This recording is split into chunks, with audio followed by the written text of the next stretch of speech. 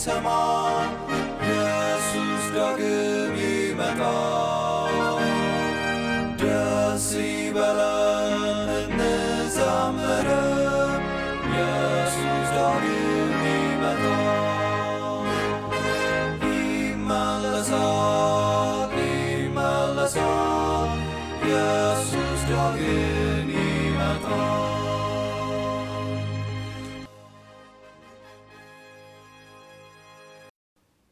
በጌታ የተወደዳችሁና የተከበራችሁ በተለያየ ስፍራ ላይ ሆናችሁ ይህንን መልእክት እየተከታተላችሁ የምትገኙ አድማጮች ባላችሁበት የጌታ ሰላምና ጸጋ ይብዛላችሁ ማለት ፈልጋለሁ።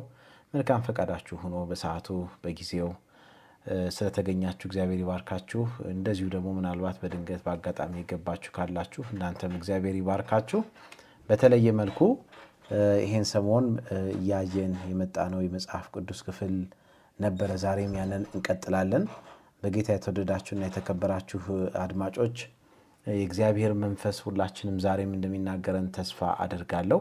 በተለየ መልኩ ጸሎት በማድረግ እግዚአብሔር መንፈስ በመጋበዝ ፕሮግራማችን እንጀምራለን። ከዛ በፊት ግን በመሰረት አድርገን እያየን ያለውን የመጽሐፍ ቅዱስ ክፍል እንድናነብ በጌታ ፍቅር ጠይቃችኋለሁ። ባላችሁበት ስፍራ ምናልባት በሚመቻችሁ አይነት ሁኔታ ሆናችሁ የምትችሉ ካላችሁ ከኔ ጋር መጽሐፍ ቅዱስን በመክፈት የእግዚአብሔርን ቃል ካነበብን በኋላ በቀጥታ ወደ ጸሎት እንሄዳለን። ይሄን ሰሞን እንግዲህ ስናይ እንደነበረው ጌታ ሆይ ፈቃድህስ ቢሆን በሚል በዚህ በተወጠረ በብዙ ጭንቅ በሚሄድና በእያንዳንዱ ቀን ከተገመተው በላይ ክስተቶች በሚከሰቱበት በዚህ መጨረሻ ዘመን ላይ በምንገኝበት ሰዓትና በብዙ ነገሮች ተከበን ባለንበት ጊዜ ጌታ ሆይ ፈቃድህስ ቢሆን በሚል መንፈስ ወደ እግዚአብሔር በመቅረብ ሰማያዊው የሆነው ሐሳብ ጋር አብረን እንድንሄድ የእግዚአብሔርን ፈቃድ እንድናገኝ በተለየ መልኩ ጌታ በቃሉ ሲናገረን ነበር። ዛሬም የሚናገረን ያ ነው። ለዚህ ደግሞ መነሻ የሆነው መጽሐፍ ቅዱሳችን ላይ ጌታ ኢየሱስ ክርስቶስ በዚህ ምድር በነበረ ጊዜ የተከሰተው ነገር ወይም ደግሞ ታሪክ መሰረት አድርገን ነበረ። ይህ በጣም ባጭር ክፍል የተቀመጠ ግን ሰፊ በረከት ያለበት የእግዚአብሔር ሐሳብ የተገለጸበት የእግዚአብሔር አፍቃሪነት፣ የእግዚአብሔር መሐሪነትና የእግዚአብሔር ቸርነትና ስለኛ ምን ያክል እንደሚያስብ ገልጾ የሚነበብ ሰፊ ርዕሰ ጉዳይ የያዘን መጽሐፍ ቅዱስ ክፍል ስናይ ነበርና ዛሬም ለአምስተኛ ጊዜ ወደ እናንተ ይዘን የምንቀርበው እንግዲህ ያንን ክፍል ይሆናልና መጽሐፍ ቅዱስ የያዛችሁ ማቴዎስ ወንጌል ምዕራፍ 8 ከቁጥር 1 ጀምሮ እስከ 4 ያለውን በማንበብ ወደ ጸሎት እንሄዳለን። መጽሐፍ ቅዱስ በማቴዎስ ወንጌል ምዕራፍ 8 ቁጥር 1 ላይ ጀምሮ እንደዚህ ይላል። ከተራራም በወረደ ጊዜ ብዙ ሕዝብ ተከተሉት። እነሆም ለምጻም ቀርቦ ጌታ ሆይ ብትወድስ ልታነጻኝ ትችላለህ እያለ ሰገደለት። እጁንም ዘርግቶ ዳሰሰውና እወዳለሁ ንጻ አለው። ወዲያውም ለምጹ ነጻ። ኢየሱስም ለማንም እንዳትናገር ተጠንቀቅ፣ ነገር ግን ሂደህ ራስህን ለካህን አሳይ፣ ለእነርሱም ምስክር እንዲሆን ሙሴ ያዘዘውን መባ አቅርብ አለው። በዚህ ቃል ውስጥ ያለውን የእግዚአብሔርን ሐሳብ የእግዚአብሔር መንፈስ ይገልጽልን ዘንድ እንጸልይ። ሰማይና ምድርን በቃል የዘረጋ ኃያሉ የሠራዊት ጌታ እግዚአብሔር ሆይ እንደገና ዛሬ በምህረት ዓይኖችህ ታይተን ቸርነትህ ከኔም ከወገኖችም ጋር በስቶ እግዚአብሔር ሆይ ልትባርከን ልትቀድሰን እንደገና ወደ ተለየ ክብር ልታመጣንና ልታስጠጋን ፈቃድህን ልትገልጽልን እድል ፋንታችን ሆነ በዚህ ሰዓት በዚህ የመገናኛ አውታር ስላገናኘህን ክብር ሁሉ በሰማይና በምድር ላንተ ይሁን። በፊትህ መሆናችን ጌታ ሆይ ለበረከት ይሆንልን ዘንድ ወደ አንተ ለመጠጋት ያንተን ሐሳብ ለማየት እግዚአብሔር ሆይ ለመጽናናት በአንተ ለመበርታት እንደገና ደግሞ ወደፊት ለመራመድ ይሆንልን ዘንድ በኢየሱስ ስም እንድትባርክልን በዚህ አጋጣሚ እንጸልያለን። በትህትና በፊትህ እንቀርባለን። ጌታ ሆይ ከምህረትህ ብዛት የተነሳ ዛሬ በዚህ ቃል ውስጥ ያለውን በረከት አንተ አካፍለን፣ አንተ ተናገረን፣ በሚገባን ቋንቋ ተናገረን። ወገኖቼ ባሉበት ስፍራ የእግዚአብሔር መንፈስ ያገኛችሁ ዘንድ ጸሎቴና ምኞቴ ነው። የእግዚአብሔር መንፈስ ሁላችንም ይርዳን። ይህን ሁሉ እንጠይቃለን ጌታ ሆይ በጌታ በኢየሱስ ክርስቶስ ስም አሜን። የተወደዳችሁ እንግዲህ ቀደም ሲል እንዳልኩ እያየን ያለነው የመጽሐፍ ቅዱስ ክፍል ጌታችን ኢየሱስ ክርስቶስ በዚህ ምድር በነበረ ጊዜ ከተከናወኑ አበይት ከሚባሉ ጉዳዮች መካከል ዛሬም ድረስ እያየን እግዚአብሔርን ከምናመሰግንባቸው መካከል አንዱ ክፍል ይህ የዚህ ሰው ታሪክ ነው።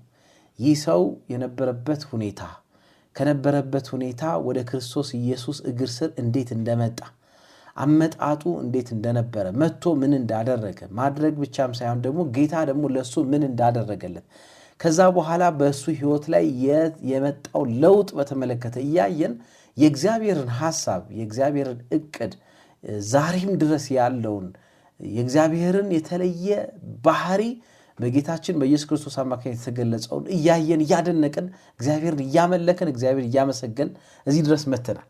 ዛሬ በተለየ መልኩ የምናነሳው ሐሳብ ደግሞ የሚገኘው እዛው ክፍል ላይ ሆኖ በተለየ የሆነውና የተከሰተው ነገር ላይ ትኩረት እናደርጋለን። ይህ ሰው ወደ ጌታችን ወደ ኢየሱስ ክርስቶስ ሲመጣ ለምጻም ነበረ። ሰውነቱ ተገልጦ ቢታይ ምንም ኖርማል ያልነበረ የተበላሸ የሚባል ከሰው እንዲገለል ያደረገው በሰው ፊት ይዞት ሊቀርብ የማይችለው አይነት ሁኔታ ውስጥ የነበረ ሰውነትን ማንነትን ውስጠትን ይዞ ወደ ጌታ ወደ ኢየሱስ ክርስቶስ የመጣበትን ሁኔታ ትመለከታላችሁና ከመጣ በኋላ የሚገርማችሁ ጌታን ፈቃድ በጠየቀ ጊዜ ቁጥር 3 ላይ ክርስቶስ ኢየሱስ እጁንም ዘርግቶ ዳሰሰውና እወዳለሁ ንጻ አለው ይላል።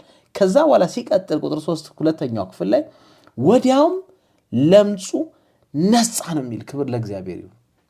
እና በዚህ ውስጥ ያለውን የቃሉን ምስጢር ነው ዛሬ የምንመለከተው። ሰውየው ወዲያው የተፈወሰበትን ወዲያው የተቀየረበትን ወዲያው የተለወጠበትን ታሪክ ነው የምናነበው። እና የመልእክቱ አንኳር ወይም ደግሞ ዛሬ የእግዚአብሔርን ቃል ከፍተን የምናየው ዋና አንኳር ዋና ነጥብ ኢየሱስ እኛን አያሻሽለንም የሚል ነው። ወይም ደግሞ ነገር ግን እርሱ ሙሉ በሙሉ ይለውጠናል። ጸጋው ውጭንም ውስጥንም ምን ያክል እንደሚያድስ የምናይበትን ክፍል ነው የምናየው። የመልእክታችን አንኳር ዛሬ ያ ነው። መንፈስ ቅዱስ ይህን ሐሳብ ይግለጽልን። ወደ ጌታ ወደ ኢየሱስ ክርስቶስ ስንቀርብ እግዚአብሔርን ስንጠይቅ በሱ ፊት ስንገኝ የእሱን ፈቃድ ስንጠይቅ በሱ እግር ስር ስንገኝ በእምነትና በትህትና በፊቱ እያመለክነው ስንጠጋ እግዚአብሔር ማሻሻል ሳይሆን ሙሉ ለሙሉ ውስጣዊም ውጫዊም የሆነ ለውጥ በእኔና በእናንተ ውስጥ እንደሚያሳልፍ የምናሳይበት ወይም ደግሞ ያየንበት ክፍል ነው የምናይበትም ክፍል ነው። ይህ ከዚህ ሰው ታሪክ የምናየው እውነት አስገራሚ የሆነው ነገር ኢየሱስ ሁኔታችን ማሻሻል አይደለም የሚል ነው። ሕይወታችንን ሙሉ በሙሉ ምን ያክል እንደሚቀይር እንደሚለውጥ የምናይበት ክፍል ነው። በዚህ ስፍራ ላይ ያለው የሚያሻሽልበት ሁኔታ አይደለም፣ ወይም ደግሞ ማስታገሻ የሚሰጥበት እፎይ ብለን ትንሽ እርፍ የምንልበትን ሳይሆን ለዘላለም የምናርፍበትን ነገር ያረገበትን የባህሪውን ሚስጥር በተለየ መልኩ የተገለጸበትን ይህ ሰው ማሻሻያ ማስታገሻ ትንሽ ተግ የሚያረግለት ነገርን አድርጎ ጌታ ኢየሱስ ክርስቶስ ሊልካው ይችል ነበር። ግን ይህ ሰው በጌታ ፊት ቀርቦ በትህትና በእምነት ጌታ ኢየሱስ ክርስቶስን እያመለከ የጌቶች ጌታ የሆነው ፊት እየሰገደ የጠየቀው የእግዚአብሔርን ፈቃድ ሲሆን የእግዚአብሔር ፈቃድ ምን እንደሆነ ደግሞ በግልጽ አድርጎ የሚያሳይ ክፍል ነው የምትመለከቱ።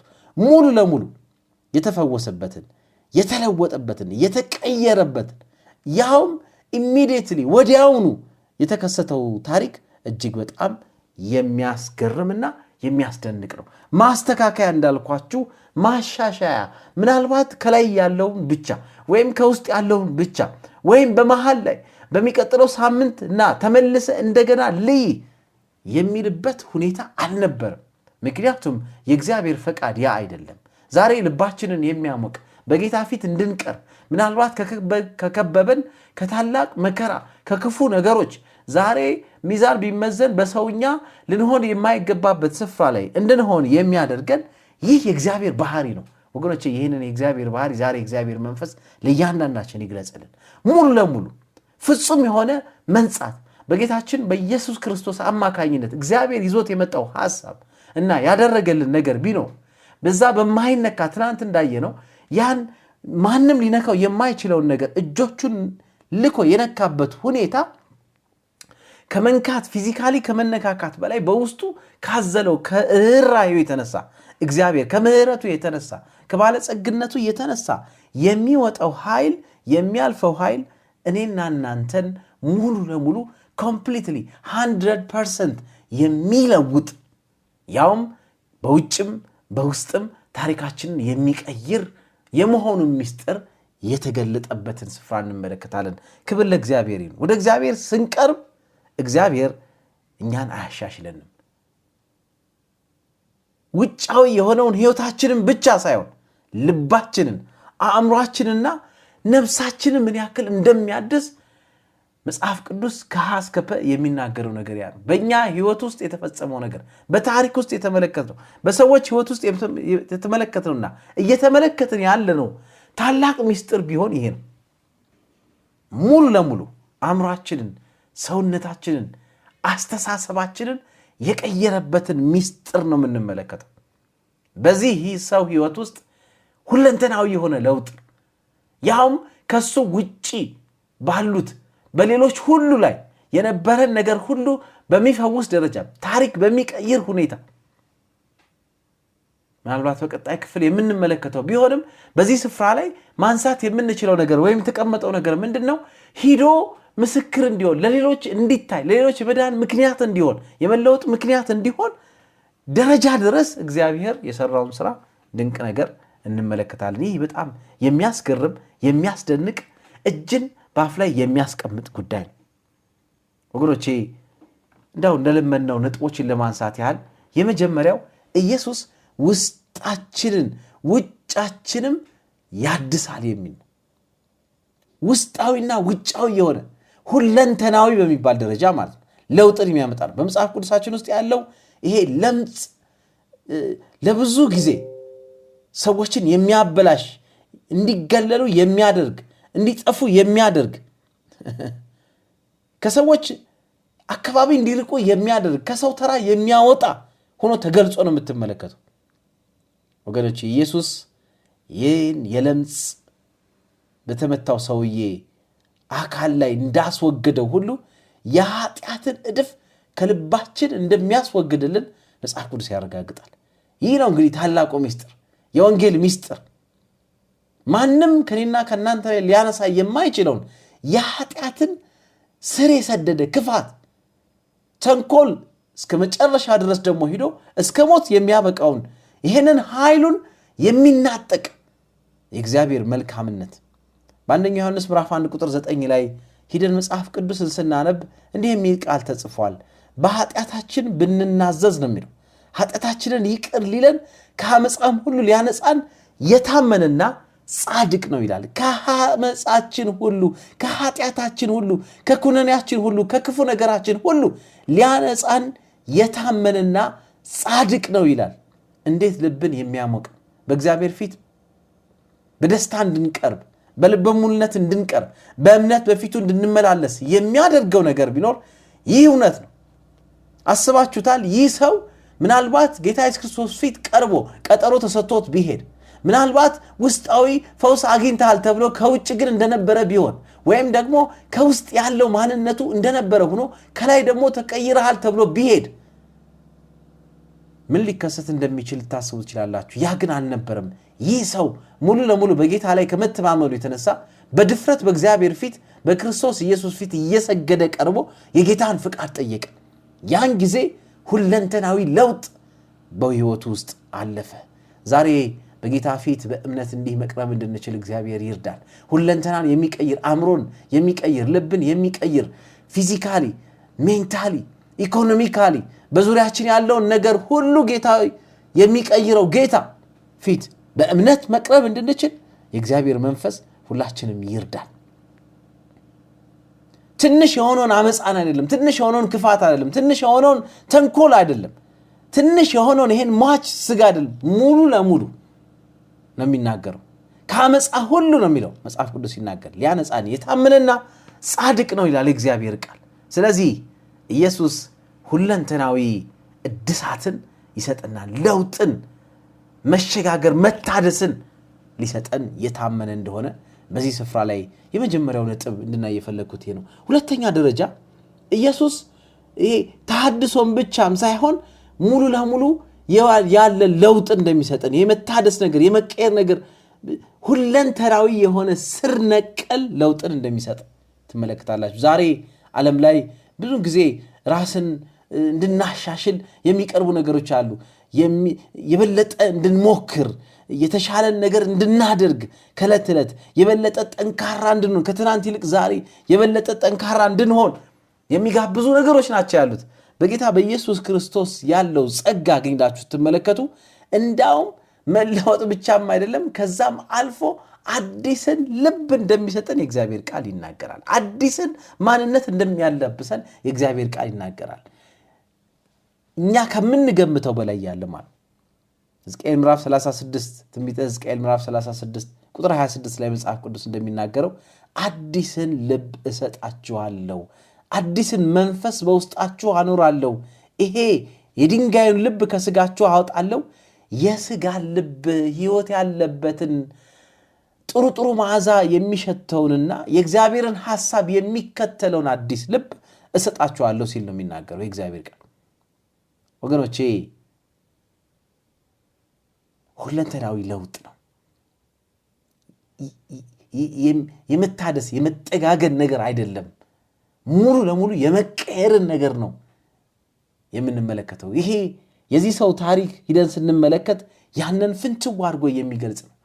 በጌታችን በኢየሱስ ክርስቶስ አማካኝነት እግዚአብሔር ዛሬ ለኔና ለእናንተ ያለውን ሐሳብ ሲገልጥ ሲያስቀምጥ የምናየው ነገር ይህ ነው።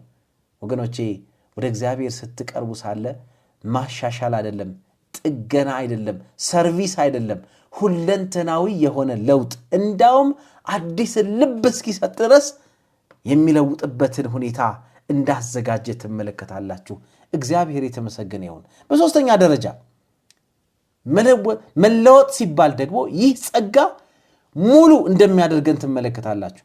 ሙሉ ለምጻሙ በአካል መፈወስ ብቻም አይደለም በህይወቱ የተከናወነው፣ ውስጣዊ ለውጡ ብቻም አይደለም። ከዛ አልፎ ተርፎ ቅድም እንደነገርኳችሁ ወይም እንደጠቀስኩት ከሱ ውጭ ባሉት ይሄ የሶሻል ስታተሱም የተቀየረበት ሁኔታ ትመለከታላችሁ። ኢንቫይሮንመንቱ በዙሪያው ያለው ነገር ሁሉ የተቀየረበት ነገር ሙሉ ለሙሉ የተደረገው ለውጥ የሚያሳይ ነው። ጸጋው ሙሉ ያደርጋል። ያ ከእግዚአብሔር በጌታችን በኢየሱስ ክርስቶስ የተዘጋጀው ስጦታ ስትወስዱ ሳለ ያ ስጦታ የሚያመጣው ለውጥ ሁለንተናዊ ነው፣ ሙሉ የሚያደርግ ነው።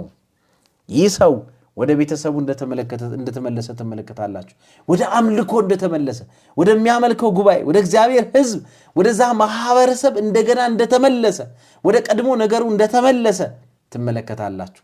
ተገሎ ከነበረበት በብቸኝነት ሕይወቱን ከሚገፋበት ቦታ እግዚአብሔር እንዴት አድርጎ እንደመለሰው ትመለከታላችሁና ወደ ጌታ ስንቀርብና እግዚአብሔር በክርስቶስ ኢየሱስ አማካኝነት ያዘጋጀውን ያን ጸጋ ስንቀበል ሁለንተናዊ በእኛ ውስጥ ብቻም ሳይሆን ሙሉ የሚያደርገው ጸጋ በእኛ ውስጥ እንደሚያልፍ ይህ ቃል ያረጋግጥልናል። በዚህ ሰው ሕይወት ውስጥ የተከሰተው ሌላው አስገራሚና አስደናቂ ነገር ቢኖር ይህ ነው። መጽሐፍ ቅዱስ በሁለተኛ ቆሮንቶስ ምዕራፍ 5 ቁጥር 17 ላይ ሂደን ስናነብሳለን እንደዚህ ነው የሚለው፣ ስለዚህ ማንም በክርስቶስ ቢሆን አዲስ ፍጥረት ነው፣ አሮጌው ነገር አልፏል፣ እነሆም ሁሉ አዲስ ሆኗል ይላል። ሁሉ የተወሰነ ፓርት ብቻም አይደለም፣ በውስጣችን ያለው ብቻም አይደለም፣ በውጫችን ያለው ብቻም አይደለም፣ በዙሪያችን ያለው ሁሉ አዲስ እንደሚሆን፣ አሮጌው ነገር እንደሚያልፍ፣ አዲስ ፍጥረት እንደምንሆን በክርስቶስ ኢየሱስ የተዘጋጀልን ይህ ጸጋ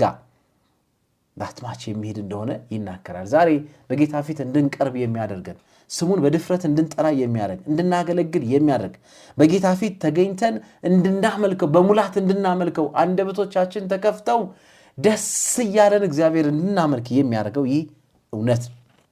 ይህ የጸጋ ስጦታ ነው፣ ሙሉ የሚያደርገው፣ ሁለንተናን የሚቀይረው። እግዚአብሔር ይህንን ማስተዋል እንድንችል ሁላችንም በመንፈሱ ይርዳን። ሙሉ ለሙሉ ኮምፕሊት የሆነ ማለት ነው ምንም የማይቀረው ለውጥ እንደሚያመጣ ይናገራል። ወደ ትንቢት መንፈስ ልውሰዳችሁና ዘመናት ምኞት ሄዳችሁ ስትመለከቱ እንደዚህ ይላል። ይህ የእምነት ንክኪ መለኮታዊን የስልጣንና የጥበብ ግምጃ ቤት የሚከፍት ነው ይላል፣ ወይም የከፈተ ነው ይላል። ያ ጥበብ የተባለው ክርስቶስ ኢየሱስ የስልጣንን በር የሚከፍት የለውጥን ሁለንተናዊ የሆነ ስር ነቀል ለውጥ የሚያመጣውን ጸጋ ያለበትን የሰማይን ግምጃ ቤት የሚከፍት ነው ይላል። ይህ ንክኪ ዛሬ ወገኖቼ ጸጋው እንዳያልፈን ልንጸልይ ይገባል። ጸጋው እንዳያልፈን አይለፍብኝ ብለን ልንዘምር ይገባል። እንደ ለምጻሙ በእምነት ወደ ክርስቶስ ስንመጣ የመለወጥ ኃይሉ የኛ ይሆናል፣ በእኛ ውስጥ ያልፋል። ያ የሚባርከው ያ የሚቀድሰው ያ አዲስ ፍጥረት የሚያደርገው የእግዚአብሔር ጸጋ በእኔና በእናንተ ውስጥ ያልፋል። ያንን የሚያረጋግጥልን ዘመናት ምኞት ላይ ክራይስት ኦብጀክትስ ሌሰንስ ስቴፕስ ቱ ክራይስት የሚለው መጽሐፍ ላይ ደግሞ ሄዳችሁ ታነቡ ሳለ በአንድ ወቅት የክርስቶስን ፍቅር የቀመሰው ልብ ለጥልቅ ወይም ረቂቅ ነገር ያለማቋረጥ የሚቃትት ይሆናል ይላል። አንድ ጊዜ ከቀመሳችሁ በኋላ ለዛ ለረቀቀውና ጥልቅ ለሆነው ጸጋ ያለማቋረጥ የሚቃትት ይሆናል። የቀመሰው ያውቀዋል። ክርስቶስ ሲያነጻን የጠለቀ ቅድስናን ፍላጎታችን ይሆናል። ዕለት ዕለት የምንጠማ ይሆናል። ጽድቅን የምንራብ እንሆናለን። መልካምን ነገር የምንጠማ እንሆናለን። ዕለት ዕለት ወደዛ ወደ ክርስቶስ ኢየሱስ የጸጋ ሙላት የምንቀርብ እንሆናለን የሚል ሐሳብ ያነሳል። ወገኖቼ ይህንን ማስተዋል እንድንችል የጌታ መንፈስ ሁላችንም ይርዳ። ይህ ጸጋ ይህ የእግዚአብሔር የማንጻት ሂደት ይቅርታ ብቻ ሳይሆን የዕለት ተዕለት ለውጥ ነው ይላል። ለእርዳታ ወደ እግዚአብሔር የምትዞር ነፍስ ይላል የሚኒስትሪ ኦፍ ሂሊንግ ላይ ድጋፏ ኃይሏ በየዕለቱ በትጋት የምትጸልይ መልካም ምኞት ይኖራታል። ለዚህ ኃይል ወገኖቼ እግዚአብሔር ጸጋውን ያብዛልን። የክርስቶስ ጸጋ ቁጣን፣ ድምፅን፣ ድርጊቶችን መቆጣጠር ነው ይላል። ያን ኃይል የሚያስታጥቅ ነው። እውነተኛ መለወጥ መንጻት በውስጥና በውጭ ህይወት ላይ ተጽዕኖን ያሳድራል። በዚህ ሰው የሆነው ያ ነገር ነው። የሚገርምና የሚደንቅ ነው። ሁለንተናዊ ለውጥ ነው። ጌታን ስትቀምሱ ሳለ በጌታ ፊት ሆናችሁ ራሳችሁን አዋርዳችሁ ጌታን በትህትና በእምነት ስትቀርቡ ሳለ ያ የማይነካው ነገራችሁን እጆቹን ዳሶ እጆቹን ልኮ ሲዳስሳችሁና ሲዳብሳችሁ በኃይል ትሞላላችሁ። ያ ኃይል በእናንተ ውስጥ ሲያልፍ ሳለ ሁለንተናዊ ለውጥን ያመጣል። ያ ደግሞ ተጽዕኖው እጅግ ሰፊ ነው። በእናንተ ብቻ የሚቀር ሳይሆን በሌሎች ሁሉ ዙሪያ የሚሆን ነው የሚል ሐሳብን ያነሳል። ዛሬ ወገኖቼ ታዲያ ህይወታችን ልንጠይቅ የሚገባው ነገር አለ ወይም ራሳችን ልንጠይቅ የሚገባው ነገር ዛሬ እየጠየቅን ያለ ነው። እንደዛ በለምጽ የተመታ ሰው በጌታ ፊት ቀርበን ሁሉን እንዲሰጠን በጸጋው በመታመን በጌታ ፊት ሙሉ የሆነውን ነገር ነው የምንጠይቀው ወይስ አንዳች ፓርታችን ብቻ እንዲቀይር ነው የምንጠይቀው? የትኛው የልባችን ወይ የትኛው የአካላችን ክፍል ይሆን እንዲለወጥ የምንጠይቀው? አዲስና ሙሉ የሚያደርገውን ኃይል በመታመን በጌታ ፊት መቅረብ እንድንችል የእግዚአብሔር መንፈስ ሁላችንም ይርዳን። ጌታ ይባርካችሁ። ይህንን ቃል የሰማችሁ በተለየ ሁኔታ ከዚህ ሰው ታሪክ ላይ የምናየው ያ ነው። ዛሬ ይህ ጸጋ አይለፍብን። ይህ የሚለውጠው ይህ የሚቀይረው አዲስና ሙሉ የሚያደርገው ያ የመለወጥ ኃይል በእኔና በእናንተ ህይወት ውስጥ ያልፍ ዘንድ ጸሎትና ምኞቴ ነው። በጌታ የተወደዳችሁ ባላችሁበት ስፍራ በያዛችሁት ነገር ውስጥ ይህ ቃል በውስጣችሁ እንዲገባና በጌታ ፊት በእምነት እንድትቀርቡ በእውነተኛ አምልኮ እንድትሰግዱና እግዚአብሔር ሆይ በልጅህ በክርስቶስ ኢየሱስ ስም ተባረክ ማለት እንድትችሉ እግዚአብሔር መንፈስ ሁላችሁም ይርዳችሁ።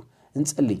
ሰማይና ምድርን በቃል የዘረጋ ኃያሉ የሰራዊት ጌታ እግዚአብሔር ሆይ ስለዚህ የተባረከ ሰዓት በጌታችን በኢየሱስ ክርስቶስ ስም እናመሰግናለን።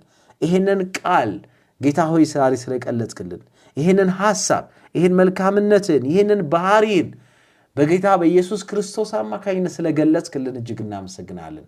ይሄንን ኃይል መለማመድ እንድንችል እግዚአብሔር ሆይ በነፃ ያዘጋጀውን ይህንን ስጦታ በመቀበል ሁለንተናዊ ለውጥ በሕይወታችን አልፎ እኛ ብቻም ሳይሆን ተጽዕኖ በሌሎች ሁሉ የሚታይ የሚገለጽ ሆኖ ጌታ ሆይ እናከብር ዘንድ በጌታ በኢየሱስ ስም አንተ እርዳን። ያን ጊዜ የነበርከው ጌታ፣ ይህን ድንቅ ተአምራት ያደረከው ጌታ ዛሬም በመካከላችን ስላለህ እናመሰግናለን። ሁሉን እንደ ፍቃድ አድርግ። ቸርነትህ ምሕረትህ ሁሉ ይብዛልን። ቀሪ ጊዜያችን በስም የተባረከ ይሁን። እንደገና ዳግም በፊት ሆነን እናመልክ ዘንድ ለእያንዳንዳችን ጸጋ ይብዛልን። በሄድንበት ስፍራ ሁሉ ጥበቃ ኃይለኝ ክፉ ካሰበው ከክፉ ፍላጻ እያንዳንዳችን ጠብቀን በጌታ በኢየሱስ ክርስቶስ ስም አሜን። በጌታ የተወደዳችሁ እግዚአብሔር ይባርካችሁ። የእግዚአብሔር ጸጋ አሁንም ይብዛላችሁ። በሰማነው ቃል የምንኖርበትን ነገር የጌታ መንፈስ ለሁላችን የሚስጠን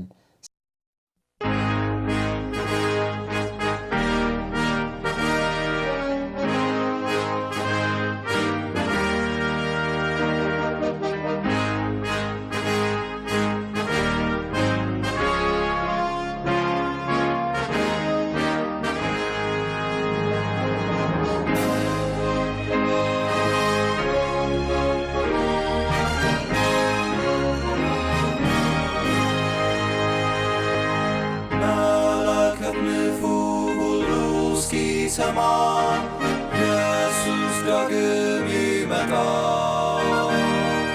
ደስ ይበለን እንዘምር፣ ኢየሱስ ዳግም ይመጣል።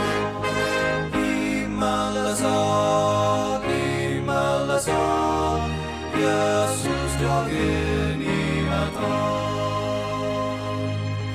ተራሮቹ ኢየሱስ ዳግም ይመጣል። ኢየሱስ ይመጣል በክብር ዙፋን። ኢየሱስ ዳግም ይመጣል። ይመለሳል ይመለሳል፣ ኢየሱስ ዳግም ይመጣል። ፍጥረቱ ሁሉ ይናገረናል፣ ኢየሱስ ዳግም ይመጣል። እስከ ባህር ዳር ሁሉ ያየዋል፣ ኢየሱስ ዳግም ይመጣል። ይመለሳል ይመለሳል፣ ኢየሱስ ዳግም ይመጣል። የምድር መናወጥ ለሰዎች ይላል፣ ኢየሱስ ዳግም ይመጣል። አውሎ ነፋስም ያስታውቀናል፣ ኢየሱስ ዳግም ይመጣል። ይመለሳል ይመለሳል፣ ኢየሱስ ዳግም ይመጣል። ሕዝብም ይቆጣል በዚህ ይታወቃል፣ ኢየሱስ ዳግም ይመጣል። ሕዝብ ይራወጣል እውቀት ይበዛል፣ ኢየሱስ ዳግም ይመጣል።